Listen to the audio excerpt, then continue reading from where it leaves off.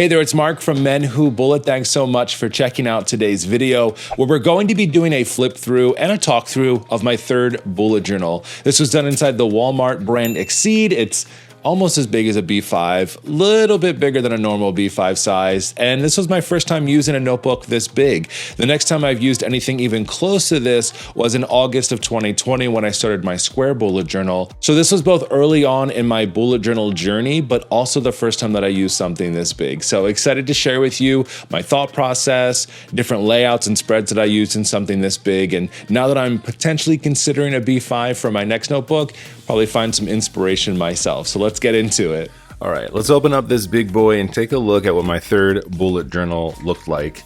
Now, this was the Exceed brand from Walmart. This was at a point when I still wasn't sure exactly how I wanted to keep a notebook or what I wanted to do with a bullet journal. I was still very much learning. So this is a little bit larger than a B5 size. So this notebook runs about 7.5 inches wide and about 9 3/4 inches tall. Now, if we're comparing that to other B-sized notebooks, that means it's just slightly wider than a regular B5 notebook. So for all intents and purposes, I'm calling this a B5 notebook. It was much larger than my previous two. I had the Leuchtturms as my last two, so as I was going through and picking which one I was going to go with next, I was looking for inexpensive, and just to try it out and see it. I didn't want to go too expensive yet because I wasn't sure if I was actually going to like it. So the first thing that you'll see over here is just my normal, how I've been setting up my notebooks for a while as I get into them. I always put down how wide and how tall the dot grid is on these pages. So I count squares, not dots. So there's 36 squares across and 48 squares vertically.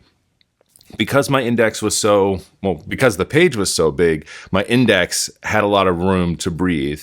So I just split my pages in half, and I only used 2 pages for this because I really didn't feel like I was going to need more than that. I typically do about 3 or 4 pages inside of an A5 notebook, but we got to about page 86, and then I switched notebooks here. Throughout here, especially as I got started in setting this up, I had a cool little lettering stencil, which I can't find now. I wish I could because I really like the size of these letters here versus some of the bigger ones. But I use that for all of my headers and throughout the months as well. 6 months for my future log here. Did a lot of color coding inside of this one. I had a lot of events that were going on. We had weekend events for the girls for like swimming. We had Monday events for tumbling. There was Girl Scout meetings for both of the girls in between. And especially in the October, November, December space, there were so many events going on. I had to find a way to kind of capture all of those things. So I used some color coding to get the future log put together.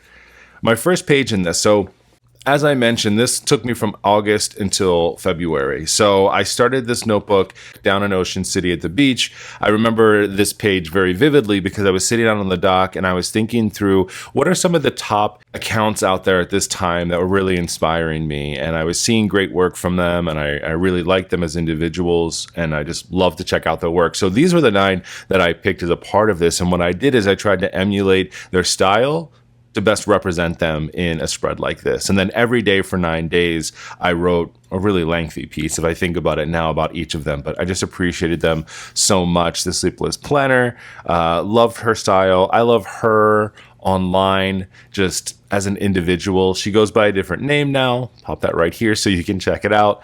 Deluxe Journaling was another one. I just absolutely loved her work. She does printmaking now instead of bullet journaling. I'll put you'll just see all of their names pop up on the screen here as we go through if they have different names or they go by something else now. Supermassive Black Ink, just love her. I've loved her since the very beginning. I think she's probably inspired me the most throughout my journey with bullet journaling and laying things out. I just love how simple and minimalistic she is, but also really intricate with patterns and things like that. The Danish Journal and Article was one other one. We started around the same time. She absolutely exploded with her florals and other cool bullet journal spreads. Unfortunately, she hasn't been online in a really long time. But what's cool is that we actually connected outside of Instagram as well, because she's in the user experience, user interface space as well. And we actually talked a lot offline as well as online. But I miss her journal a lot. I think it was really cool. Jenna Rainey, so she is just awesome. She's actually local here in the Maryland area. area. She does amazing mountains and line art, and she also does beautiful watercolor. And I wanted to represent both of those things for her, both learning how to draw mountains and things like that, but then also mixing watercolors. And I actually did this with Tombow markers, trying out some like different things like that, where I laid out the Tombow on like a plastic and then went over with water and a brush, and it creates a really cool effect. Procrastination was another one. Just loved the colors and the minimalistic approaches. Joey's designs, he is just really cool lettering art. I think it's like some of the coolest out there. And at this point, I was absolutely obsessed. I just found his account. I was learning how to do a lot of the lettering that he was doing in shading, and it was super cool. And then Pacific Notation, I don't think that I could ever draw anything that would do him justice. He's so cool, and I just absolutely love his work, and still do to this day. He's still doing really cool stuff online. This is just a collection page that I keep. So my mentor, Lisa, I actually used to report to her way back in the day. And after we've both moved on to other jobs, we've kept in touch. And she's just been awesome for me. So I have an entire mentor meeting collection page here, where every time that we had conversations, she always had amazing things to tell me. That's why I love her as a mentor. So it was just little things that I would pop out. And it started to turn into a little bit of like a sketch note type idea. Not intentionally, just based off of how I was thinking at the time. This is one of probably many, because I love doing these, but Instagram trackers that I keep inside of my journals. I love hexagons. I love patterns. If you've watched any of my previous videos, you've seen similar layouts to this before. But for this one, I was tracking from 2.1 to 3,000 was my goal for this tracker here. And that happened, you know, not super fast, but pretty quickly. We had July and August, a lot of growth in August, September, and then finally on September 26th, I hit 3,000. So it's pretty cool. I also love to keep lists of hashtags. I know hashtags kind of go in and out of style depending on who you talk to at the time and what Instagram is doing, but I love to keep these here as ways for me to find content, as well as use hashtags in my posts as I was growing. So this is my first spread inside of this notebook. Because of the amount of size, I really wanted to focus on utilizing the space to the fullest. With a B5 size, that's a lot of space to work with. So what I was doing in this case is I was creating full day calendars for work, and then I had my to-do list over here. So anytime I had a meeting, I would do a little breakout. What was that? What was happening here? And then all of my tasks and things that I need to accomplish fit right onto this page. Which is interesting because the way that I work now is very different from this, where I would probably need like a whole page just for to-dos and notes. But that's what I love about bullet journaling, is that it really does need, it really does fit the need that you need it for when you need it. So while I'm showing you this one here, which is the third bullet journal, I'm on my 7th now. So the way I work in that today is very different than how I worked in this here. This is just an overall collection page heading down to the beach. What are the things that I needed to bring with me? One-on-ones, just showing you some of these. Not everything in here is going to necessarily be like a cool looking spread or like really intricate. Some of it's just notes, and I just think it's important to show this because my bullet journal doesn't just look awesome all the time. Sometimes it really is just notes, because it's not just looking nice, but it is also very functional in what I need to use it for. So if your journal looks similar or messy or perfect, I love you for it. That's amazing, because that's what it is for you. And for me, this is what I needed out of it. This was a really cool August cover sheet. This was one of the first times I tried to really split out personal and work. I just got these Ecoline brush pens, so I started to use them a lot more and try more lettering and some shading in here. And then what I did is I split this out. I had work-related items over on the left and personal-related things over on the right-hand side. I didn't really fill out as much of this as I probably should have, I guess, with what was going on in that month, or this was just really it. But that's how I did that one there, a little calendar here on the side. These are just some other like larger collection pages of just notes, things that I really wanted to pay attention to. A lot of it, if it's in succession over here, I just put down the date and what it is, and then the notes that happened because of that. I also just do long form inside of this bullet journal as well. A lot of the times, this was a really big project that was being worked on. We had a retro, and I wanted to pull out specific details on that, so I highlighted the items. It's just a real fast weekly, nothing too fancy here. Just a nice vertical weekly task on the right-hand side, daily logging and notes and things like that over here on the right. Just more notes. Just another big vertical. Because of all this space, you'll see a lot of the times I just try to like go nuts. So this is a one-page spread. I have some double-page spreads in the future, which get really kind of crazy. But what I was doing here, it looks like, who knows? It was pretty simple, I guess, but I was putting down my task inside of here, and then I had a little square off to the side that I was doing in some tasks on the side here too. Oh my God, this page. All right. So I laughed so hard at this page. So this is not how this page started. This page started, and I don't know if you'll be able to see it or not, but back here, you can see like a cactus right here, and there's like a little thing popping out over here. So for whatever reason, I decided I was going to put doodles inside of this page, and I had like a cactus growing out of the side and some other stuff. Let me just say that they didn't look like cactuses. They looked like something else. And I just thought it looked ridiculous. And I didn't want to go to work with this and have this open and working in it. And people being like, why do you have things drawn inside of your bullet journal? So I found some just extra papers that I had, probably from paper crafts and things like that, and I just ripped it up and pasted it on here. It is what it is. I don't love it, but it is what it is. All right, this is a fun page. So this was the very first doodle challenge that I ever did. This is actually what sparked the interest to then do our own doodle challenge, myself and Nicole over at Plans That Blossom. I think we both were participating in this, and afterwards, it's how we actually became good friends. We started to talk more because of it and just really relate. And I remember afterwards her being like, we should do something like this, but different. And then that's how Different Doodles got its name. So this was 90s, so we had cool things like Angelica's doll from Rugrats. I remember doing this one was a fun one from Doug because they loved beats. So I did the blue hand of like Skeeter and the beat inside of there. Power Rangers, all kinds of good stuff from the 90s. I thought this one was so fun. And I'm not a huge doodler, but this was great to be able to look at a reference photo and then try to draw it myself. So even things like the Trolls or even the Ninja Turtles, I was using a reference photo, but then just doing it myself to see what it looks like. And really when you break it down, it's just very simple lines. So just kind of breaking down any type of image is really cool, and then you can recreate it yourself if you want. So another one pager, this was using probably a metallic brush pen that I had here, and then it looks like stamps. Yeah, that's a stamp. I don't know what stamp that is, because this is my first time probably using stamps in my journal. I've grown a lot. Wow. This was a fun one. So this is another monthly page. So this is for September, a back to school type of theme. A lot of little doodles and things around here. While I say I'm not great at them, and I don't think they're perfect, they work for this spread. They didn't have to be perfect, and they could be a little elementary, so to say. But it was a cool way to just create some interest inside of the page and kick off a month. Oh, Daisy's meds. Oh, so I created this page after my oldest dog, Daisy.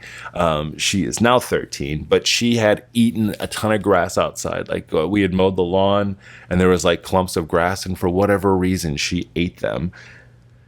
Oh, and then she had to get surgery to get all of it removed because she couldn't pass it. So when she came home from that surgery, there is all types of medicines that she was on for like a week's worth of time. So I created a really quick spread just to help me remember what medicine it was, how much it was, and then how many times a day that she got it. So, see, this is why bullet journaling can be fun, but it also memories. All right, so this is September. So this is a double page spread, but also a 2-week spread. This is my first time trying to create 2 weeks inside of one spread. And the reason I did this is because of the amount of space that's here. It just feels like so much. And I was like, you know what? I wonder if I could do this. So I tried it and it worked pretty well. But just some things that I did inside of here was really just set up 1 week and then a second week right below it. I used it the same way that I have used for other pages as well. Both putting in, number of followers that were happening. Wow, that was 100 followers in a few days. That's pretty cool. And just other events and things that were going on and tasks over on this side. So it really, fit its need and worked out well. And I'm thinking about potentially going and doing another B5 size notebook. So I'm curious if I might hit it up the same way again with like a double page and a double week. Another just notes page that I had, it was a leadership series that we were a part of. So again, nothing overly fancy, no sketch notes, but just breaking down information and highlighting what's important so that I can come back to it and read it again. I also like to think out my ideas inside of my bullet journal. So in this case, I was looking for the right creative tools for my teams. I love doing this. This goes to show I've been doing design ops type work for a long time before my new current official design operations role at work. But really just going about a process of understanding what are we using, what are we looking for to get out of this, right? And then thinking about implications of that: cost, overhead, learning curves, rework, all of the things that go into it, and then basically breaking everything down and then trying to figure out for the team what would be most important. A lot of other just general research work that happened inside of here, just taking down notes.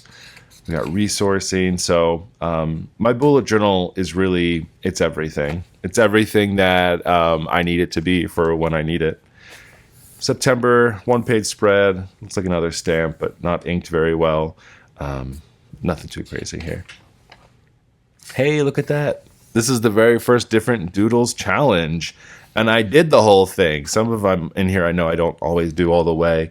But this was the very first Candy Crunch different Doodles challenge that I did with Nicole. And we picked out all types of candies. It was for October. So it made sense to do candy for it. So little squares of things that we were drawing out inside of here. So I'm a fan. I like it. Ooh, here's another fun one. So this is for October. I actually drew this because a friend that my wife worked with, my wife is an art teacher, and she had a co-teacher, and she had a teacher that she'd worked with for years that was just an amazing woman. She's since passed, but I love this because she used to draw these spooky houses with the kids, and I just thought it looked so cool, so I wanted to do that for myself. And so it's nice too, every time I flip through these and take a look at it, like I remember her and I remember the great work that she used to do. And I also just thought this was really fun. I love the shingles and some of the detail. I think that's a really big part of what this was for kids, was to think about texture and lines and how to use them to create different shapes and shadows. So look at me using it for myself. Another single page layout here. I've done this a lot as I've looked through this. I think, it kind of goes to show I can fit an entire week on one page in this size notebook versus using two as I would do inside of an A5 or even more than that now. Situational leadership was a course that I took, so I taped the pages together, but there's probably 3 or 4 pages worth of notes that I took for this. But I just wanted to show this again because it's not always about being visual. Sometimes it is just about taking notes inside of your notebook and then, of course, being able to find them later using your index. All right, so here's one of my most popular spreads. Actually, is it this one or the next one? So every now and again, I like to go back to my Instagram analytics to take a look at like what's working well or what's not. And like this post and this page here, one of these two, I forget. I think it might be this one, but they did really well. It's like my #1 most liked photo ever. And I think it's because of how much I fit onto these pages, and people might have been like, oh, okay, like you got it all going on here. At least that's what I think, because I feel like I have it all going on here. So this page is a Monday through Sunday over here, which I just broke down. So it's really kind of split in half. The top part was just for daily notes and tasks. I had a whole weekly notes section down over here, just dedicated for it. And then down here is kind of like a utility section. So I had a little setup here for next week. So things I needed to remember that needed to go on next week. I had a sleep tracker on here. And then I also started to do a food savings tracker. So when I was going to work, I have a bad habit of buying a lot of food, whether it's in the morning or for lunch or on my way home sometimes. So I wanted to start to pay attention to that. And this just goes to show how important trackers can be. They don't have to be something that you do for an entire year, but for a short amount of time, it was a real big focus of mine. So I focused on it. So I just created small areas and put an X if I was bad and did not follow along with it and did spend money, and a check if I was good and did not spend money. So it was a good way to just kind of check myself as I went through with it. And then you can see I did it again. So I think actually for the next week or two, I did this.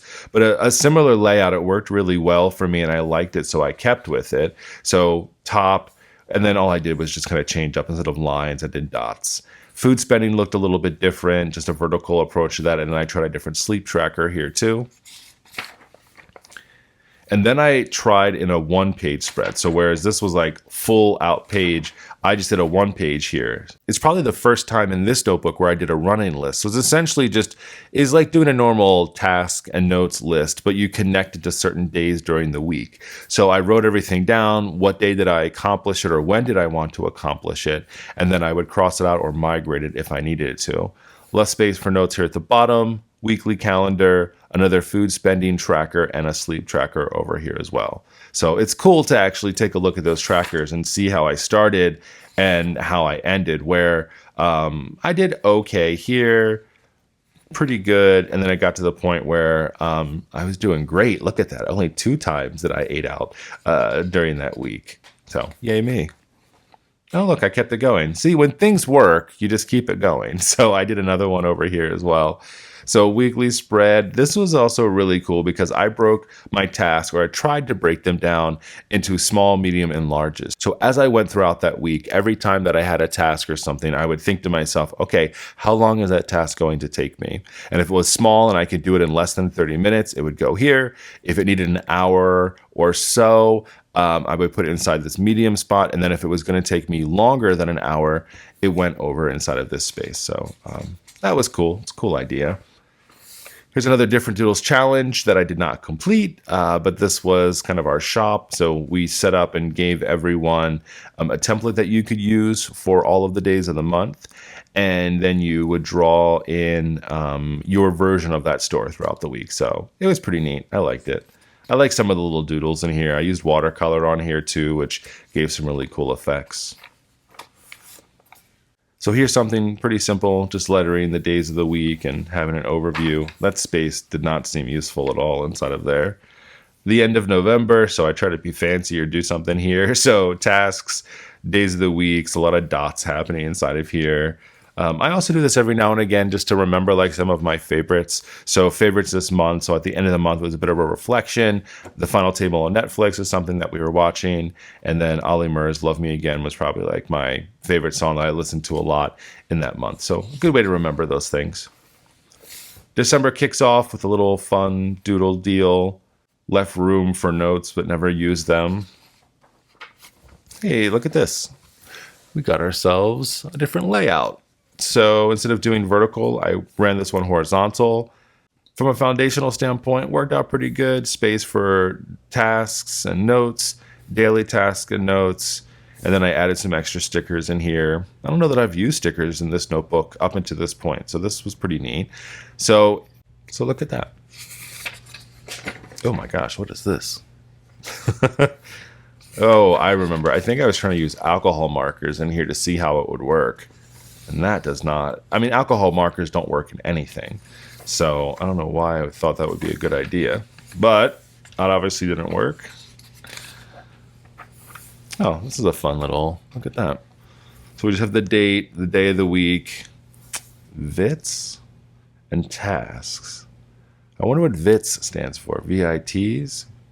Very important tasks, maybe? I don't know. What was I even talking about? This was the retro different doodles for February. That was fun to do. Ooh, look at me with washi tape. All right, it's a February layout, a full week. I did VITs again. I bet you that's what it is. Very important tasks. Oh my gosh, I'm so ridiculous sometimes. I use that letter stencil again. I need to find it or I need to buy another one because I use it a lot in here and I love the way that that looks. And then just fooling with some washi. I think this is the first time I've used it inside of here. So cool to see that. Oh yeah. See, this is how you know when I get into something, then I'll do it week after week. So now we've got more washi tape in here.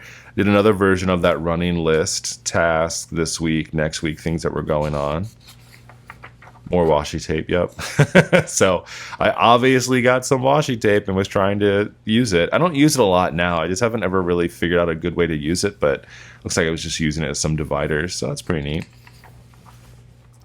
Once Upon a Time. Oh yes, so this was a Doodle Your Way or Draw It Your Way challenge that I tried to do once. And if you haven't done these before, I forget the name of the account that used to do this, but every week or something like that, they would show someone's artwork and then say, hey, draw this in your way. So it was someone that did like a fantasy once upon a time type deal. So this was my approach. Used some gold metallic brush pen here, and then did some stippling around here with like with a castle and a broom or something. Who knows what I was doing. I like the way it looks. That looks pretty neat. All right, some lettering. The start of a different Doodles march. Oh, look at that. Yeah. So I probably did that and was like, ew, is that a squirrel? That looks ridiculous. And then I came over here for one line drawing. So this is actually pretty neat looking. Not that everything looks great. I don't even know what the hell that is. Is that a leopard maybe? So we had done a one line drawing, and this is what my one line drawings look like. There's that squirrel. I think this squirrel looks a lot better than the one I did over here. Good thing I restarted that page. Oh my gosh, what was that? All right, pretty cool. All right, color mark. All right, and this is where I stopped using this notebook. Interesting. I wonder why I stopped. I mean, I might know why I stopped. If this was February, I might have just not liked it anymore, because my next journal was another Leuchtturm. So this would be my fourth bullet journal here that took me from March until October. So who knows? You know, maybe I should take a lesson from this and be like, Mark, you really didn't like this size. But this also was a really long time ago. That was August of 2018 and through February of 2019. So maybe I've grown in that amount of time. I love a good challenge. So thanks so much for hanging out and checking out my third bullet journal flip through. I love these. I love keeping my bullet journals and flipping through them. It's a little bit of like memory lane for me, but also I do find inspiration inside of these as well. I think I might try to recreate a similar Instagram tracker as the one that was in the front of that notebook. I love the way that one looked. If you'd like to check out any of my other flip throughs of my first two bullet journals, I'll put them in the descriptions below for you so you can check those out. It's been an awesome journey and I really love doing this. And if you'd like this video and want to see more flip throughs of past journals, drop me a comment below and let me know what you'd like to see. If you want to see more of them, give this a thumbs up. Let me know you want to see more and I'll record more of these videos. I love doing them. I just want to make sure that I'm mixing up the content a little bit here for you. Thanks again for checking everything out today, and I'll see you on the next video. Later.